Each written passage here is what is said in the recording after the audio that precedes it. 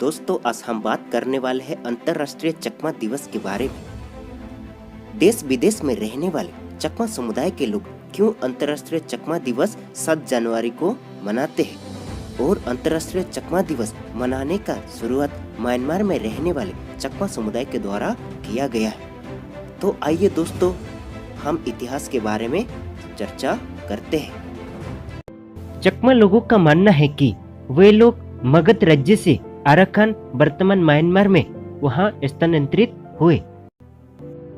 चकमा इतिहास अगरतला के अनुसार सदियों पहले चंपकनगर बिहार में एक सूर्यवंशी राजा के पास 2 पुत्र थे जिनके नाम विजयगिरी और समरगिरी थे।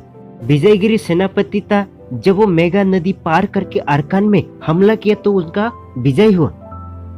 युद्ध जीतने के बाद जब वो चंपकनगर वापस आने वाले थे तभी उनके पास एक समाचार पहुंचा कि उनके पिताजी का मृत्यु हो चुका है और उनका छोटा भाई समरगिरी राजगद्दी ले चुका है। तो इसलिए विजयगिरी अराकान राजा के साथ एक संधि करके वहां पर बच गए।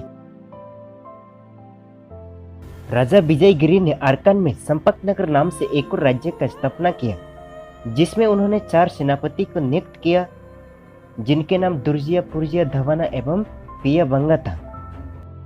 चकमा समुदाय के लोग चतुर एवं पाली के अच्छे ज्ञाता थे, इसलिए बर्मिस राजा के द्वारा चकमा समुदाय के लोगों को अपने राज्य में मंत्री, सलाहकार एवं पाली अनुवादक के रूप में काम दिया करते थे।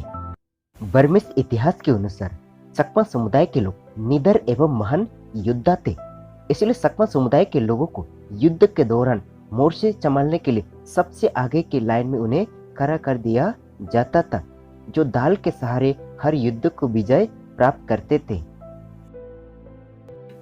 इसलिए म्यांमार में रहने वाले चकमा समुदाय को देंगनट के नाम से जाना जाता है, क्योंकि देंगनट का अर्थ होता है दाल योद्धा।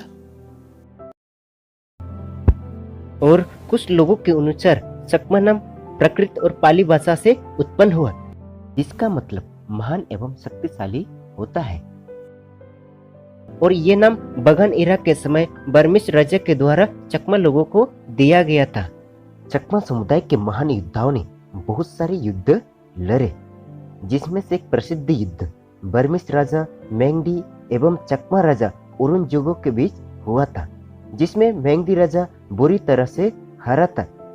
इसलिए इस बात को ध्यान में रखते हुए मेंगदी राजा ने सन 1333 को चकमा समुदाय के राजा को मित्रता के प्रस्ताव दिए और इस मित्रता के प्रस्ताव को चकमा राजा ने स्वीकार किए। जब इस मित्रता दिवस को धूमधाम से मनाया जा रहा था तो उस समय मेंगदी राजा ने धोखे से एवं पुर्तगालियों की मदद से चकमा राजा के बच्चे को अगवा कर लिया एवं चकमा राजा को हार मानने के लिए बाध्य कर दिया, जिसके कारण चकमा राजा के योद्धा ठीक तरीके से नहीं लड़ पाए एवं चकमा समुदाय बुरी तरीके से हार गए और अपने साम्राज्य खो दिए एवं चकमा राजा के राजकुमारों का हत्या कर दिया गया। सन 1357 के दौरान चकमा समुदाय ने एक और अपने स्वतंत्र राज्य का स्थापना चिट्टीगांव हिल ट्रैक्स में कर लिए। जो चकमा समुदाय के लोग बर्मी राजा से हारकर बांग्लादेश की ओर आए उन्हें अनोखिया चकमा के नाम से जाना जाने लगा, और जो चकमा समुदाय बर्मा में ही रह गए उन्हें दोइनक चकमा के नाम से जाना जाता है।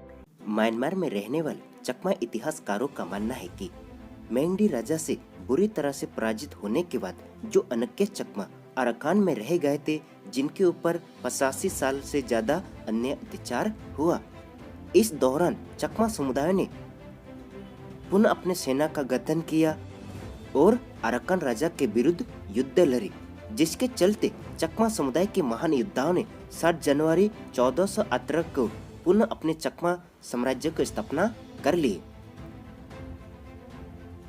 इसलिए दुनिया में रहने वाले चकमा समुदाय के लोग 7 जनवरी को अंतर्राष्ट्रीय चकमा दिवस के रूप में मनाते हैं, क्योंकि इस दिन चकमा समुदाय ने पुनः अपने स्वतंत्र राज्य का स्थापना किए थे। और अंतर्राष्ट्रीय चकमा दिवस मनाने का शुरुआत म्यांमार में रहने वाले चकमा समुदाय के द्वारा किया गया था। आज अंतर्राष्ट्रीय चकमा दिवस दुनिया में रहने वाले प्रत्येक चकमा समुदाय के लोग धूमधाम से मनाते हैं। म्यांमार में इस दिन को त्योहारों की तरह मनाया जाता है और साथ ही साथ भारत में रहने वाले चकमा समुदाय के लोग भी चकमा दिवस को धूमधाम से मनाते हैं।